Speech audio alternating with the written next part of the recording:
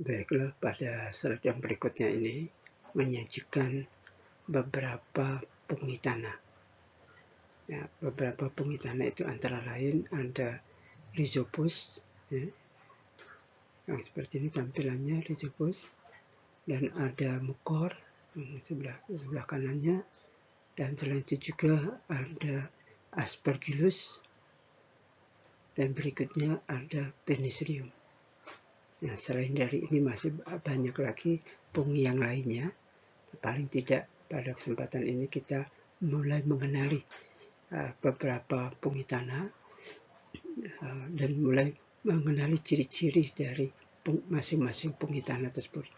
Seperti apa ciri dari Rhizopus, apa ciri dari Mukor, apa ciri dari Aspergillus, serta apa ciri dari Penicillium. Sekarang coba perhatikan dari gambarnya, sudah terlihat banyak perbedaan antara Rhizopus, Mukor, Aspergillus, dan Penicillium. Dan selanjutnya kita akan merinci sifat dari masing-masing fungi ini, ya, supaya kita akan mengenali lebih dekat tentang masing-masing fungi ini, dan juga mulai bisa membedakan antara fungi yang satu dengan fungi yang lainnya. Jadi dengan mengenali beberapa sifat dari masing-masing fungi, maka kita akan mengetahui beberapa sifat persamaannya dan beberapa sifat perbedaannya, sehingga kita bisa membedakan antara fungi yang satu dengan fungi yang lainnya. Baiklah, kita lanjutkan ke slide berikutnya.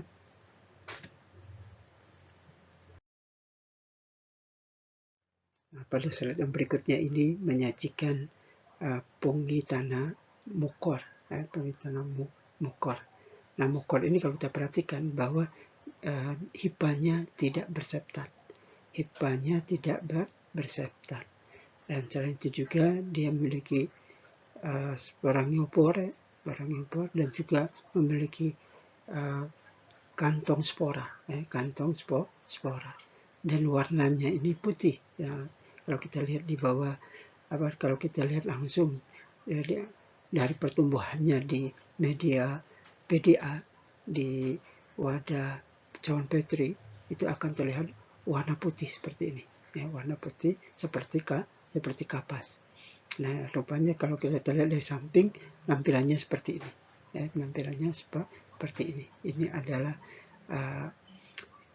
hipanya, ya, dan ini adalah sporangiopornya, dan di sini tempat berkumpulnya spora, tempat kantung spora dari Mukor. Nah, tentunya memudahkan ciri dari Mukor ini, pertama bahwa hipanya tidak berseptat, ya. Hipanya tidak bersekat. Nah, tentunya ini akan berbeda dengan fungi yang lainnya yang hipanya bersekat. Nah, untuk Mukor dia cirinya bahwa hipanya tidak bersekat. Dan selanjutnya juga bahwa dia memiliki kantong spora, ya, kantong spora yang bulat, ya, yang bulat, dan warnanya berwarna putih, nah, seperti kapas. Kalau dilihat dari pertumbuhan koloninya, dia seperti kapas. Kita lanjutkan untuk mengenal fungi yang lainnya.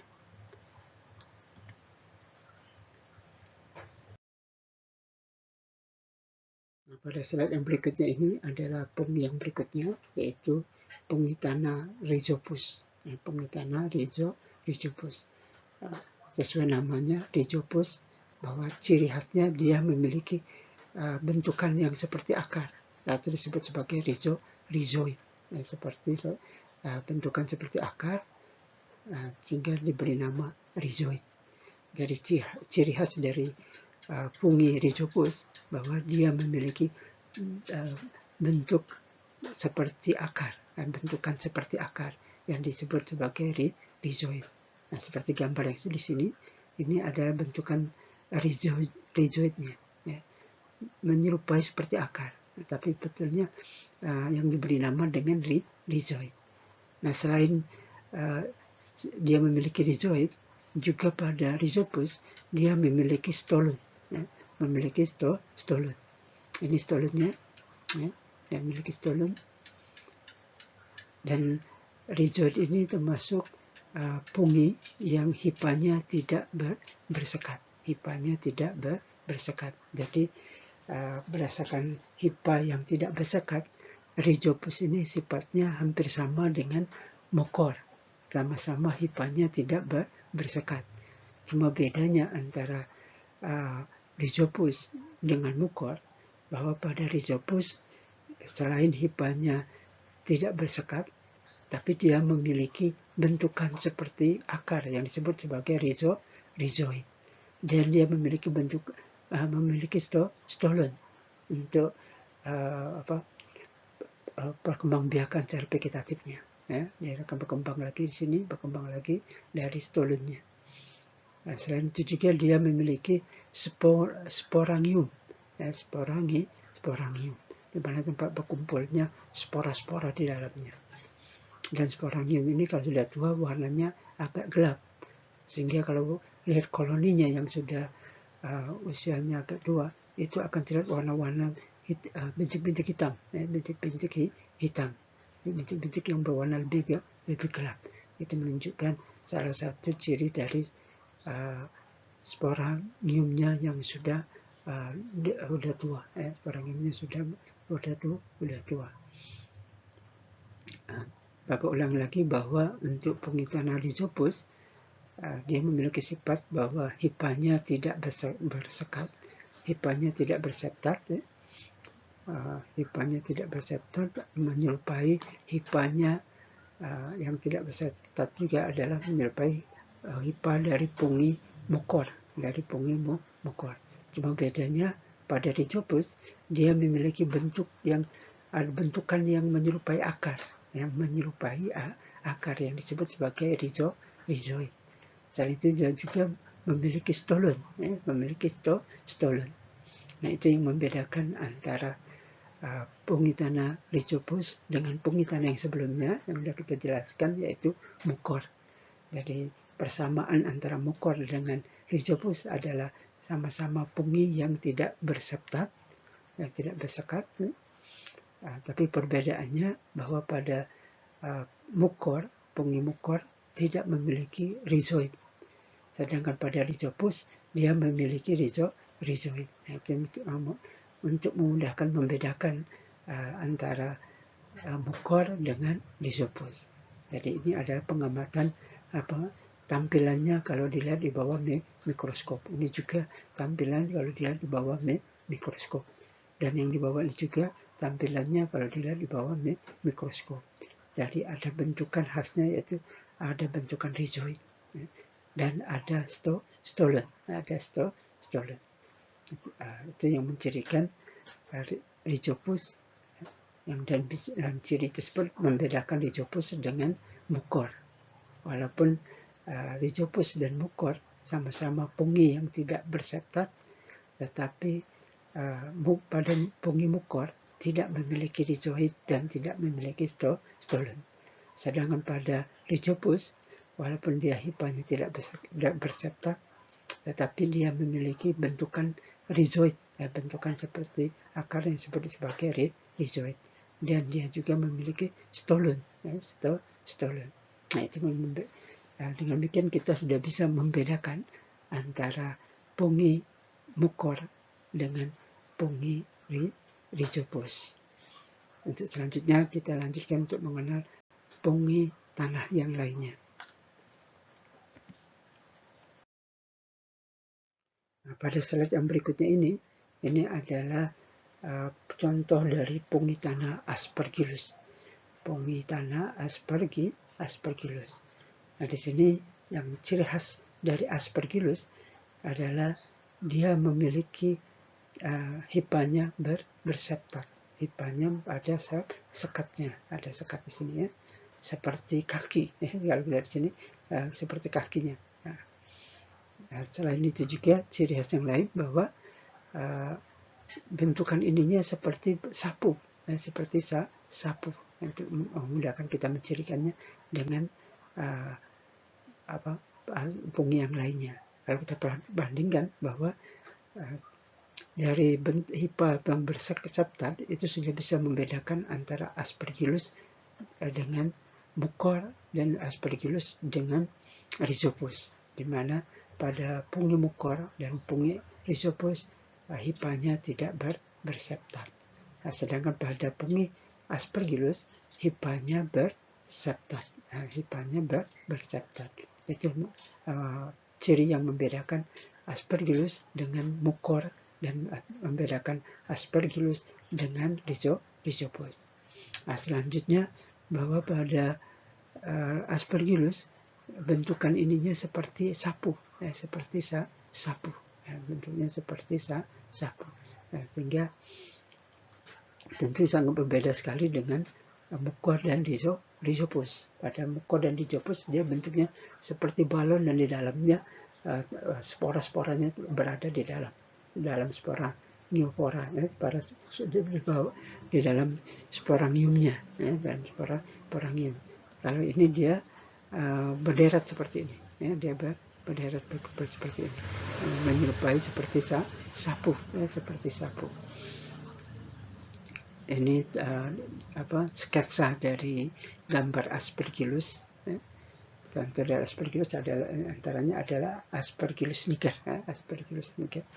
Nah, ini tampilan di bawah mikroskop, tampilannya. Jadi mengenali Aspergillus itu bisa dilihat dari ciri khas seperti sapunya ini, seperti sapu yang seperti ini. Itu mencirikan Aspergillus. Selanjutnya baru kita lihat septat dari hipanya. Nah, itu dua sifat itu mencirikan Aspergillus dan mudah membedakan Aspergillus dengan pungi Mucor maupun pungi Rhizopus. Dengan demikian kita sudah mengenali 3 pungi, yaitu pungi Mucor, pungi Rhizopus, dan pungi Aspergillus. Jadi kita mudah untuk membedakan pungi Aspergillus dengan pungi Mucor adalah pada Mucor tidak berseptat hipanya, sedangkan pada pungi Aspergillus hipanya berseptat.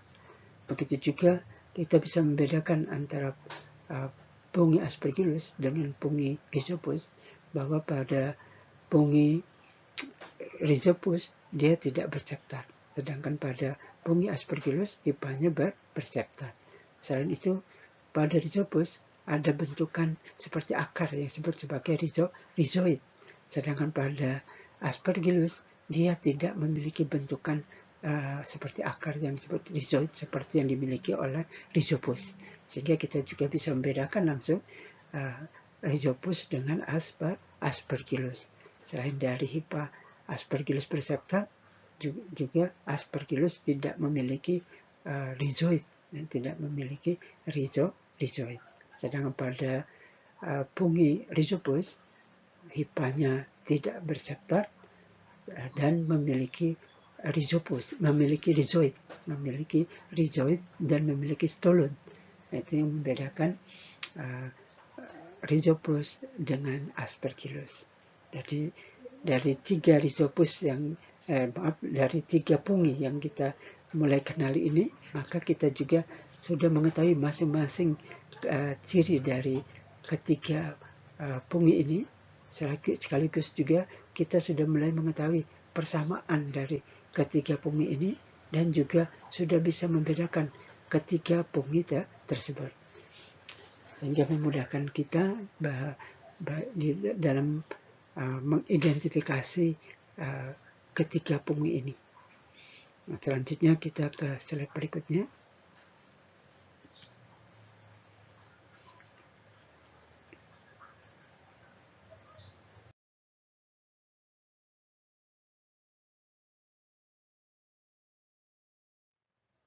Pada slide yang berikut ini menyajikan pungi yang lainnya, yaitu pungi tanah Penicillium. Pungi tanah Penicillium.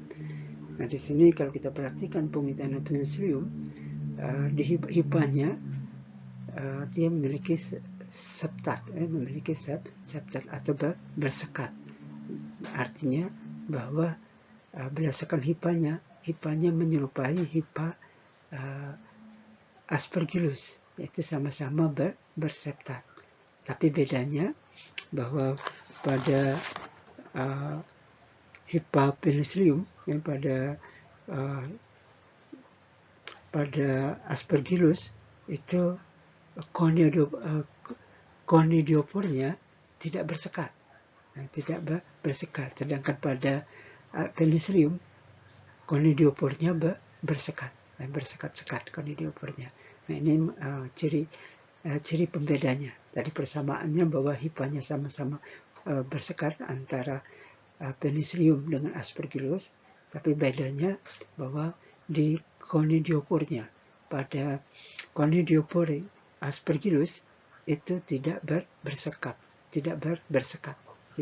sedangkan pada penicillium itu conidiopornya ada sekatnya, ada sekatnya. Dan pembedaan berikutnya antara Aspergillus dengan penicillium bahwa pada penicillium di sini bercabang, ada bercabang. Jadi conidiopornya selain bersekat juga pada ujungnya bercabang, dan berikutnya bercabang lagi. Jadi bercabang pertama dan bercabang lagi. Nah, baru tempat spora-sporanya.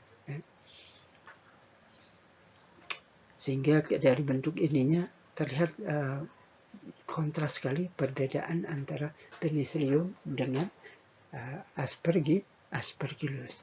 Meskipun persamaan dari Aspergillus dengan penicillium ini bahwa persamaannya bahwa hipanya sama-sama berseptat, berseptat. Nah, dari hipanya yang sama-sama berseptat tentunya itu juga memudahkan kita membedakan antara penicillium dengan Rhizopus. Karena Rhizopus tidak berseptat hipanya, dengan penicillium hipanya berseptat. Dan juga kita bisa membedakan antara penicillium dengan mukor, di mana pada penicillium hipanya berseptat, sedangkan pada mukor hipanya tidak berseptat.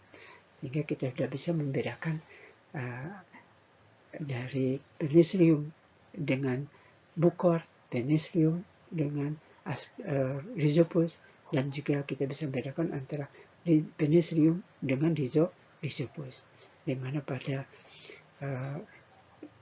meskipun Aspergillus dengan penicillium sama-sama hipanya berseptat, tetapi pada Conidiopor Aspergillus itu tidak bersekat, sedangkan pada penicillium conidiopornya bersekat. Itu perbedaan antara penicillium dengan Aspergillus. Dan lebih lanjut lagi bahwa pada penicillium ujung conidiopornya itu bercabang, dan bercabang lagi, sedangkan pada Aspergillus dia tidak bercabang. Sehingga kita juga dari slide ini, dari ciri-ciri dari penicillium ini, jadi antaranya hipanya berseptat, conidiopornya juga berseptat, dan selanjutnya ujung conidiopornya bercabang dan bercabang lagi, bercabang dan bercabang lagi. Dan ini membedakannya dengan untuk membedakan penicillium dengan Aspergillus. Jadi pertama membedakannya di conidiopornya penicillium berseptat, dan selanjutnya ujung dari conidiopornya bercabang dan bercabang lagi.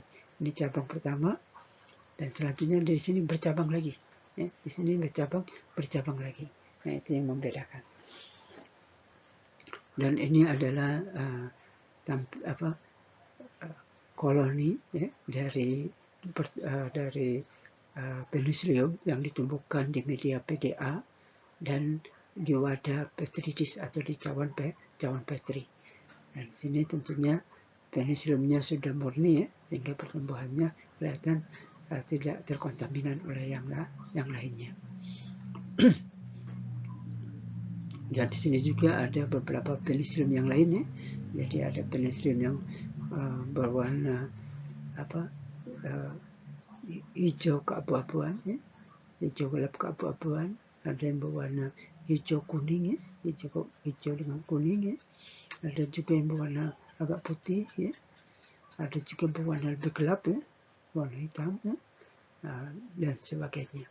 Dan nanti itu membedakan antara penicillium yang satu dengan penicillium yang lainnya. Paling tidak sekarang kita sudah bisa mengenali beberapa fungi tanah, yaitu mulai dari Mucor, Rhizopus, Aspergillus, dan Penicillium. Dan juga kita sudah mengetahui sifat-sifat yang persamaan antara Mucor dengan Rhizopus, yaitu sama-sama hipanya tidak berseptat. Dan selanjutnya kita juga sudah bisa membedakan antara Mucor dan Rhizopus dibedakan dengan Aspergillus dengan Penicillium, di mana pada Aspergillus dan Penicillium hipanya berseptat, sedangkan pada Mucor dan Rhizopus hipanya tidak berseptat.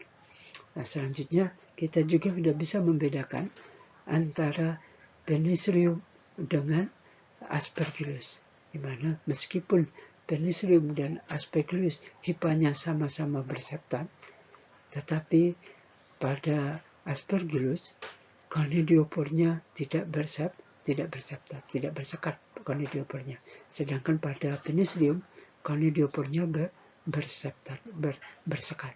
Dan lebih lanjut lagi, ujung dari Penicillium itu bercabang ya, dan selanjutnya bercabang lagi. Nah, ini juga membedakan Penicillium dengan Aspergillus. Mana pada Aspergillus tidak bercabang. Jadi dengan demikian dari penjelasan ini paling tidak sudah membantu kita untuk memudahkan dalam mengenali dari fungi-fungi tanah tersebut, hingga kita sudah bisa mengidentifikasi yang mana fungi Mucor dan yang mana fungi Rhizopus, dan juga kita sudah bisa membedakan antara fungi Aspergillus dengan fungi Penicillium, di mana fungi Penicillium dan Aspergillus serta Mucor itu tidak memiliki bentuk rhizoid. Yang sedangkan pada Rhizopus dia memiliki bentuk rhizoid, sehingga kita bisa membedakannya. Jadi dari antara fungi Mucor, Rhizopus, Aspergillus, dan Penicillium sudah bisa kita ketahui ciri-cirinya, dan juga sudah kita ketahui ciri yang sama dan ciri yang berbeda. Nah, seperti yang Bapak jelaskan bahwa tujuan kita dalam mempelajari fungi tanah ini tidak lain, diharapkan bahwa mahasiswa yang mengikuti perkuliahan tentang fungi tanah ini, mahasiswa akan mengetahui beberapa fungi tanah dan mengetahui ciri-ciri dari masing-masing fungi tanah. Jadi mahasiswa diharapkan sudah bisa mengetahui ciri-ciri dari Mucor, ciri-ciri dari fungi Rhizopus, ciri-ciri dari fungi Aspergillus, dan ciri-ciri dari fungi Penicillium. Dan selanjutnya mahasiswa sudah bisa menyebutkan nama-nama dari fungi tanah. Jadi sudah tahu ada nama fungi Mucor, ada nama fungi Rhizopus, ada nama fungi Aspergillus, dan ada nama fungi Penicillium. Diharapkan mahasiswa sudah bisa menyebutkan kata Mucor, kata Rhizopus, kata Aspergillus, dan kata Penicillium. Dan selanjutnya juga diharapkan bahwa setelah mahasiswa mengenali ciri-ciri dari masing-masing fungi tersebut, mahasiswa juga sudah memiliki kemampuan membedakan antara fungi yang satu dengan fungi yang lainnya. Bagi contoh di sini, mahasiswa tentunya sudah bisa membedakan antara fungi Mucor dengan Penicillium. Mahasiswa juga diharapkan sudah bisa membedakan antara fungi Rhizopus dengan fungi Penicillium. Dan selanjutnya juga mahasiswa sudah bisa membedakan antara fungi Aspergillus dengan fungi penicillium. Begitu juga mahasiswa tentunya memiliki kemampuan sudah bisa membedakan antara pungimukor dengan pungi rhizopus, dan juga bisa membedakan antara pungimukor dengan pungi aspergillus. Dan selanjutnya juga mahasiswa diharapkan juga sudah bisa membedakan antara pungi rhizopus dengan pungi aspergillus. Jadi dari perkuliahan ini akan tercapai tujuannya apabila mahasiswa sudah bisa menyebutkan nama-nama pungi tanah, dan juga sudah bisa menjelaskan ciri-ciri dari masing-masing pungi tanah, dan selanjutnya juga sudah bisa membedakan antara pungi tanah yang satu dengan pungi tanah yang lainnya. Jadi dan selanjutnya kita masuk kepada pungi yang hidupnya simbiotik dengan akar tanaman. Kita lanjutkan pada slide berikutnya.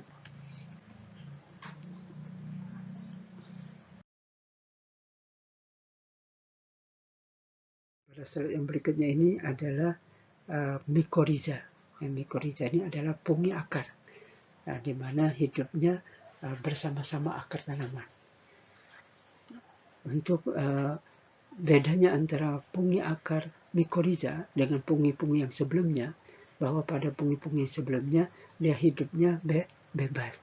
Dia tidak hidup bersama dengan akar tanam, tidak bersimbiosis obligat. Sedangkan pada pungi akar mycorrhiza ini hidupnya bersimbiosis obligat dengan akar tanaman. Mycorrhiza tidak dapat tumbuh kalau tanpa akar tanaman. Nah, kita juga perlu mengenali beberapa pungi akar mycorrhiza. Pungi akar mycorrhiza ini paling tidak dikenal ada 3 kelompok. 3 kelompok. Yang pertama adalah endomycorrhiza. Apa itu endomycorrhiza? Sesuai namanya, endo artinya masuk ke dalam. Jadi mycorrhiza yang hipanya masuk ke dalam sel akar dan membentuk arbuskul, maka disebut endomycorrhiza yang masuk ke dalam sel akar hipanya dan membentuk organ arbuskul. Mycorrhiza tersebut dinamakan mycorrhiza arbuscular mycorrhiza atau disingkat AM. A-nya itu arbuscular, M-nya mycorrhiza. Jadi arbuscular mycorrhiza. Ini termasuk endomycorrhiza, yaitu mycorrhiza yang hipanya masuk ke dalam sel akar tanaman. Selain arbuscular mycorrhiza, ada juga vesicular arbuscular mycorrhiza atau disingkat VAM, V-A-M. V-nya adalah vesicular, A-nya arbuscular, M-nya mycorrhiza. Jadi vesicular arbuscular mycorrhiza adalah masuk kelompok endomycorrhiza juga, di mana hipanya masuk ke dalam sel, dan hipa yang masuk dalam sel ada yang membentuk vesicle dan ada yang membentuk arbuscular. Nah, di sini contohnya adalah yang membentuk arbuscular, yaitu yang dari endomycorrhiza yang termasuk dalam arbuscular mycorrhiza atau AM. Tapi selain arbuscular mycorrhiza atau AM, ada juga yang lainnya adalah vesicular arbuscular mycorrhiza atau VAM atau VAM. Nah, kalau diterjemahkan dalam bahasa Indonesia menjadi MPA. MPA singkatan dari mycorrhiza vesicular arbuscular.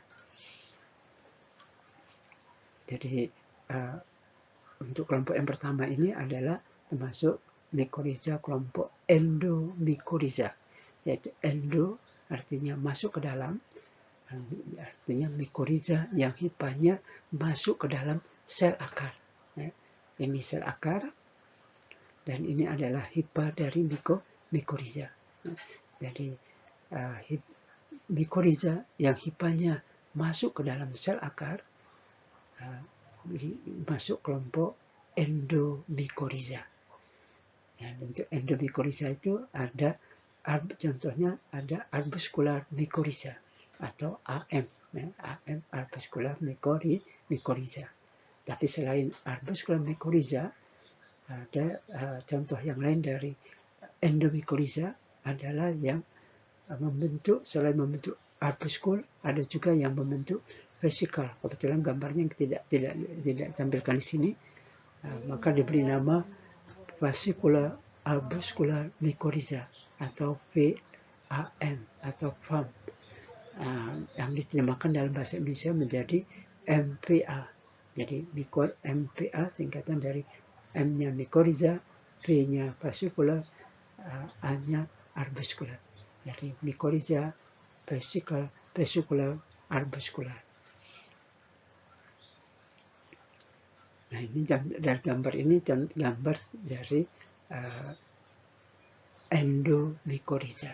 Nah, selain endomycorrhiza, ada juga mycorrhiza yang lainnya adalah seperti yang digambarkan di sebelah kiri. Ya, sebelah kiri adalah mycorrhiza yang hipanya tidak masuk ke dalam sel. Tidak masuk ke dalam sel, tapi hipanya berlapis-lapis bertumpuk di permukaan akar, sehingga membentuk seperti mantel, ya, seperti mantel. Nah, mycorrhiza yang seperti ini masuk dalam kelompok ectomycorrhiza. Nah, ecto adalah di luar, mycorrhiza artinya ectomycorrhiza artinya mycorrhiza yang hipanya menumpuk-numpuk di permukaan akar, menumpuk-numpuk berlapis-lapis di permukaan akar. Jadi ini ada lapis pertama, lapis kedua, lapis ketiga, sehingga seperti menyerupai seperti mantel melapisi permukaan akar. Maka mycorrhiza yang hipanya tidak masuk dalam sel akar dan hipanya berlapis-lapis menumpuk di permukaan akar membentuk seperti mantel, itu masuk ke dalam kelompok ectomycorrhiza. Ectomycorrhiza atau disingkat ECM. EC-nya itu ecto, M-nya mycorrhiza. Jadi ectomycorrhiza. Nah, selain dari kedua kelompok ini, kelompok pertama endomycorrhiza yang hipanya masuk ke dalam sel, dan yang kedua ectomycorrhiza yang hipanya tidak masuk dalam sel, ada yang ketiga yaitu ectendomycorrhiza. Nah, apa itu ectendomycorrhiza? Ectendomycorrhiza adalah mycorrhiza yang sifatnya sebagian menyerupai endomycorrhiza dan sebagian sifatnya menyerupai ectomycorrhiza. Apa sifat yang menyerupai endomycorrhiza? Yaitu hipanya ada yang masuk ke dalam sel akar tanaman. Tapi ada hipa yang sebagian lain hipanya menumpuk-numpuk berlapis di permukaan akar menyerupai ectomycorrhiza. Tetapi tebal lapisan hipanya tidak setebal ectomycorrhiza, sehingga dia dimasukkan dalam kelompok ectendomycorrhiza. Jadi mycorrhiza yang hipanya ada yang masuk ke dalam sel dan ada yang berada di luar membentuk mantel yang tipis. Jadi untuk pungi akar mycorrhiza kita sudah mulai kenal, ada 3. Ada yang mycorrhiza yang hipanya masuk ke dalam dan tidak membentuk mantel, tidak berlapis-lapis, tidak menyelimuti permukaan, yaitu masuk endomycorrhiza.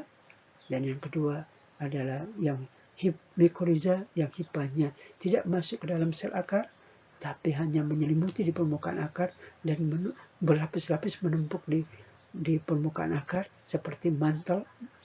Dia termasuk ectomycorrhiza.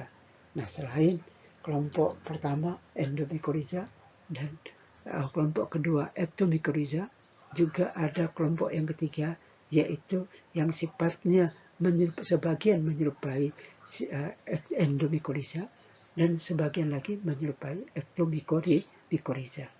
Yang diberi nama dengan kelompok ketiga ini adalah ectendomycorrhiza. Ectendomycorrhiza. Jadi ada ektonya, ada endonya digabungkan jadi ectendomycorrhiza. Di mana sifatnya ada hipanya masuk ke dalam sel akar, dan juga aldehipanya yang menyelimuti di permukaan akar. Tapi selimutnya tidak setebal ektomikoriza, sehingga namanya menjadi masuk kelompok ketiga, yaitu ektendomikoriza. Nah, dari penyajian beberapa slide ini, maka diharapkan bahwa para mahasiswa sudah mengenali, sudah mulai mengenali beberapa pungi tanah. Tapi jangan lupa bahwa pungi tanah di alam jumlahnya sangat banyak. Ya, selain itu juga sangat beragam. Tapi kalau kita mempelajari langsung sekaligus, tentunya kita akan mengalami kesulitan. Untuk itu, untuk memudahkan, perlu penyederhanaan dalam rangka membantu dalam memudahkan dalam mempelajarinya, dan juga membantu merangsang rasa penasaran, rasa ingin tahu yang lebih mendalam, sehingga bisa meraih kesempatan untuk mendalami lebih lanjut tentang berbagai pungi yang ada di dalam tanah yang lainnya.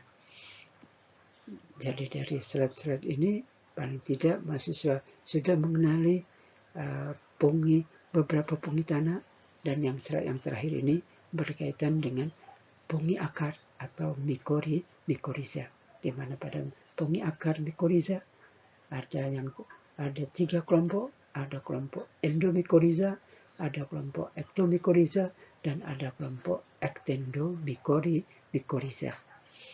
Dan jangan lupa bahwa gambar baik berupa sketsa maupun foto dari di bawah mikroskop maupun foto pertumbuhan dari pungi di media PDA dengan cawan di wadah cawan Petri yang sudah disajikan dalam slide-slide sebelumnya, itu semua dapat diakses di internet, yaitu melalui Google Image, dan Bapak juga mendapatkan memperolehnya dari sumbernya, yaitu dari internet melalui Google Image.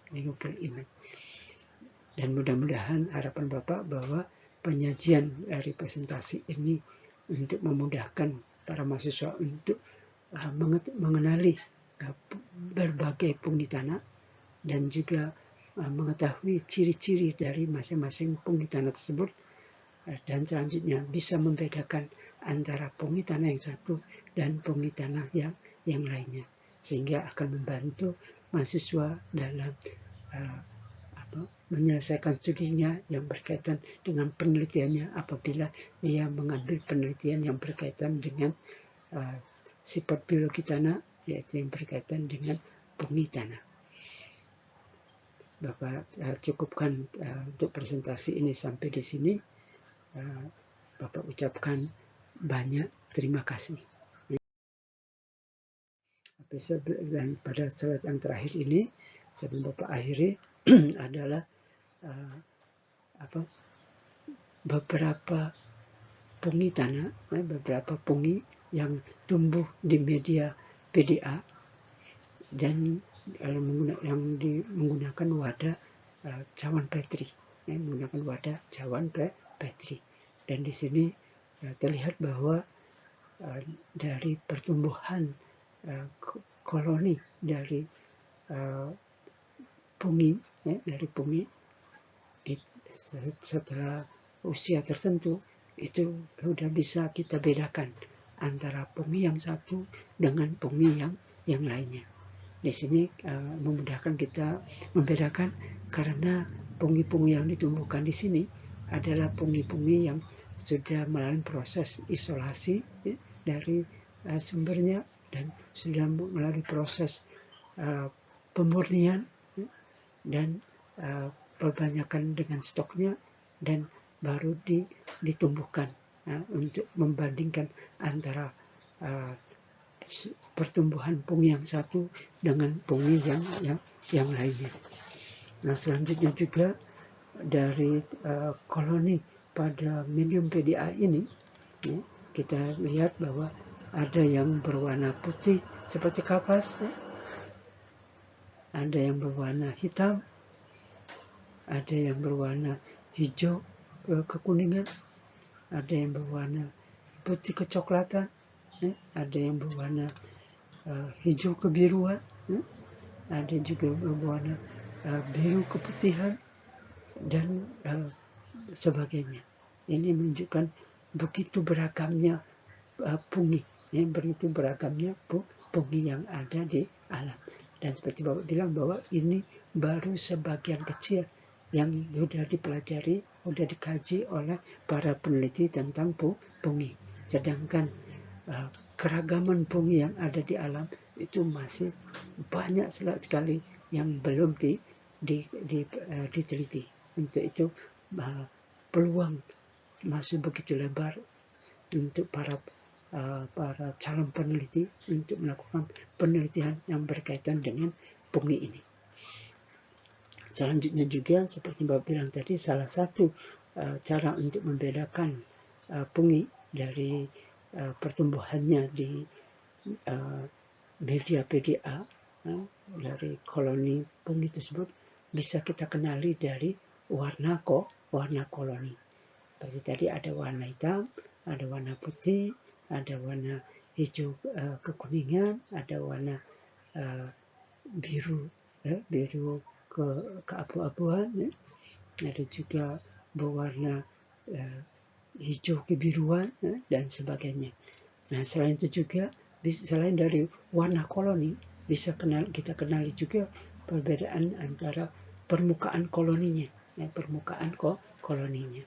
Ada yang berserabut tipis, ada yang berserabut tipis seperti ini, dan ada juga yang berserabut tebal, berserabut tebal seperti yang ini itu berserabut tebal, sedangkan yang tipis seperti ini. Selanjutnya juga warna apabila koloni ini di media petrisnya dibalik. Nah, selain itu juga bisa kita kenali dari tepi koloninya. Dari tepi koloni kan berbeda ini antara tepi yang satu dengan tepi koloni yang lainnya, dan juga dari elevasinya. Nah, itu kita lihat bahwa ada perbedaan elevasi antara pungi yang satu dengan pungi yang lainnya. Nah, ciri-ciri tersebut dapat kita catat sehingga untuk memudahkan kita mengenali dari masing-masing pungi tersebut, berdasarkan pertumbuhan koloninya di media PDA yang ditumbuhkan dalam wadah cawan Petri, dalam cawan Petri. Tapi selain itu kita juga bisa mengenali lebih detail dengan menggunakan mikroskop. Dengan menggunakan mikroskop sehingga kita akan tahu konidianya, apakah dia memiliki konidia atau tidak. Selanjutnya juga kita akan mengetahui di bawah mikroskop sporangianya, sporangianya, mulai dari bentuk juga dari sporanya. Kita bisa tahu dari bentuk sporanya, apakah bulat atau oval. Dan selanjutnya juga di bawah mikroskop kita bisa mengenali warna dari sporanya, apakah berwarna atau transparan.